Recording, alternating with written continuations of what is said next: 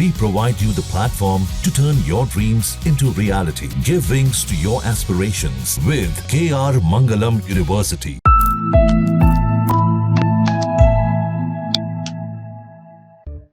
आजकल की भागदौड़ भरी जिंदगी में एक वर्ड है, एक शब्द है जो बहुत सुनने को मिलता है और वो है मेटाबॉलिज्म। यानी अगर कोई व्यक्ति खूब समोसा, तला हुआ खाना खाता है और वो फिर भी फिट दिख रहा है, उसका वजन ही नहीं बढ़ता, तो हम कहते हैं भाई क्या बात है, क्या मेटाबॉलिज्म है। लेकिन अगर कोई छोटी सी चॉकलेट भी खा ले और उसका वजन बढ़े, कहते हैं भाई तुम्हारा मेटाबॉलिज्म तो बहुत कम है। तो ये मेटाबॉलिज्म है क्या? आज इस वीडियो में आपको यही बताने वाले हैं। मेटाबॉलिज्म मतलब आपके शरीर की एनर्जी फैक्टर, यानी जो खाना आप खाते हैं, रोटी, सब्जी, चावल, फल, वो सब पेट में जाकर टूटता है और धीरे धीरे एनर्जी में बदलता है। इस पूरे प्रोसेस को कहते हैं मेटाबॉलिक प्रोसेस। मेटाबॉलिज्म के दो हिस्से होते हैं, कैटाबॉलिज्म और एनाबॉलिज्म। कैटाबॉलिज्म यानी खाना तोड़ना और एनर्जी निकालना। एनाबॉलिज्म मतलब उस एनर्जी से शरीर की मरम्मत करना, नई सेल बनाना। यानी मेटाबॉलिज्म सिर्फ खाना पचाने तक सीमित नहीं है, बल्कि वो एनर्जी बनाकर आपके पूरे शरीर को चलाता है, सेल से लेकर मसल और ब्रेन तक। लोग अक्सर मेटाबॉलिज्म और इम्यून सिस्टम को एक जैसा समझ लेते हैं, जबकि ये दोनों अलग हैं। इम्यून सिस्टम का काम है शरीर को वायरस, बैक्टीरिया, इन्फेक्शन से बचाना। मेटाबॉलिज्म का काम है खाना डाइजेस्ट करके एनर्जी बनाना। अब सवाल ये कि दो लोग एक जैसा खाना खाते हैं, फिर भी एक का वजन बढ़ता है और दूसरा वैसा ही रहता है। क्यों? इसका जवाब यह है कि हर इंसान का मेटाबॉलिज्म अलग अलग होता है और इसके कई कारण हो सकते हैं, जैसे जीन्स।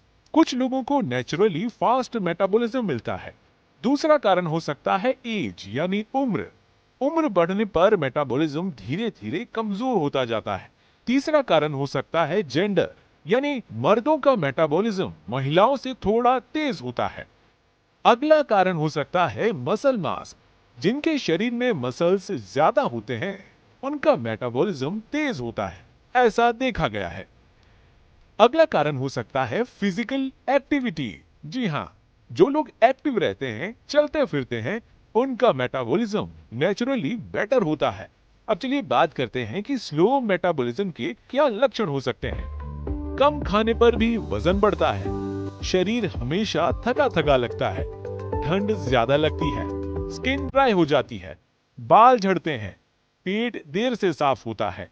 लेकिन याद रखें, ये संकेत सिर्फ एक अंदाजा मात्र है। पक्की जानकारी के लिए डॉक्टरी सलाह जरूरी है।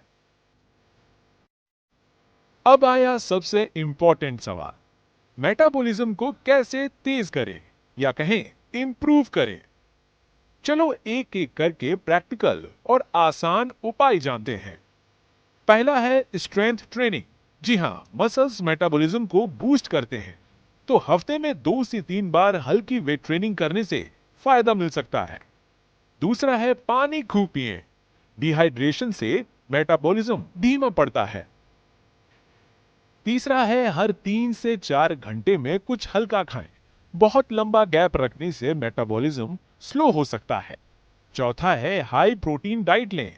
प्रोटीन को पचाने में शरीर ज्यादा एनर्जी खर्च करता है, तो अंडा, दाल, पनीर, दही जरूर लें। पांचवा है पूरी नींद लें। रोजाना 7 से 8 घंटे की नींद आपके हार्मोन्स और मेटाबॉलिज्म को संतुलन में रखती है।